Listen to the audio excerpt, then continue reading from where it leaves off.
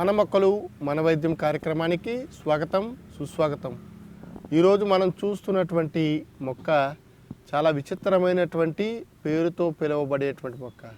మీరు విన్నారో లేదో, బోతాంకుశపు చెట్టు లేదా సంస్కృతంలో క్షురవకము అనేటువంటి పేరుతో పిలువబడేటువంటి ఈ చెట్టు విశేషమైనటువంటి ఔషధ గుణాలని కలిగి ఉంది.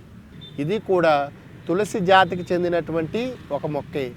ఈ వెన్ను మనకి సాధారణంగా తులసిలో ఇలా పై వైపుకు ఉంటుంది, కానీ ఇది కింద వైపుకు ఉంటున్నాయి పువ్వులు. చూడండి ఒకసారి, పువ్వులు కూడా చాలా తీక్షణంగా ఉండి నేల బారుకుంటాయి. కాబట్టి దీన్ని సాధారణంగా చాలామంది భూతులసి అని అనుకుంటారు, కానీ భూతులసి వేరు, బోతాంకుశం చెట్టు వేరుగా ఉంటుంది. అంతేకాకుండా ఇక్కడ రెమ్మల దగ్గర 2-3 పలవలు లేదా కాడలు అనేటువంటివి వస్తూ ఉంటాయి. అంటే ఇది చూడడానికి ఒక క్షుపజాతికి చెందినటువంటి చిన్న మొక్క. భూమి మీద జాగ్రత్తగా చూస్తే కానీ గుర్తుపట్టలేము.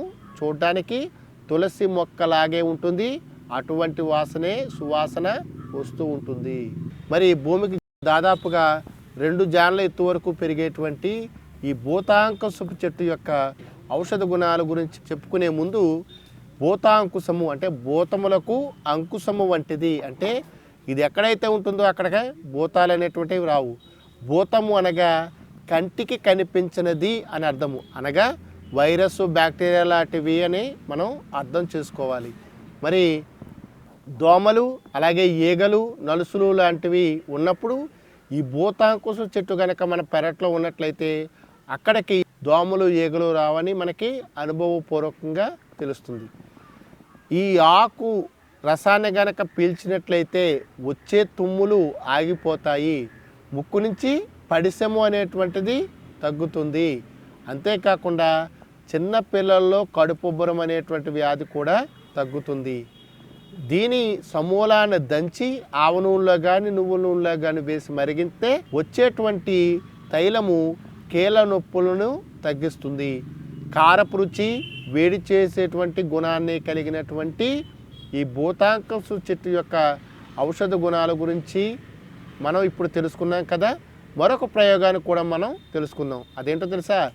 చిన్నపిల్లల్లో సాధారణంగా అస్తమాటు జలుబు చేస్తుంటుంది. అటువంటి వాళ్ళకి ఒక చెంచాడు మోతాదు కనుక రోజు ఈ బోతాంకుశ చెట్టు యొక్క రసాన్ని గనక తులసాకు రసం లాగా ఇస్తే పడిసము అనేటువంటి బాధ తగ్గుతుంది. కొంతమందికి తేనె అనుపానంతో కూడా ఇవ్వచ్చు. మరి దీన్ని గనక ఎక్కువగా లోపల తీసుకున్నాం అనుకోండి, విరేచనం అనేటువంటిది చాలా ఎక్కువగా అవుతుంది. అలాగే విరోచనాలు కనుక అయినట్లయితే మజ్జిగను ఉప్పు లేకుండా కనుక తీసుకున్నట్లయితే ఆ విరోచనాలు అనేటువంటివి ఆగిపోతాయి. మరొకసారి ఈ చెట్టుని కనుక మనం పరీక్ష చేస్తే చూడటానికి తులసి చెట్టులాగా ఉంటుంది. మరి చూశారు కదా బోతాంకుశం చెట్టు యొక్క ఔషధ గుణాల గురించి. మరి మరొక ఎపిసోడ్లో మరొక మొక్కతో మీ ముందు ఉంటాము. చూస్తూనే ఉండండి మన మొక్కలు మన వైద్యం కార్యక్రమం. నమస్కారం.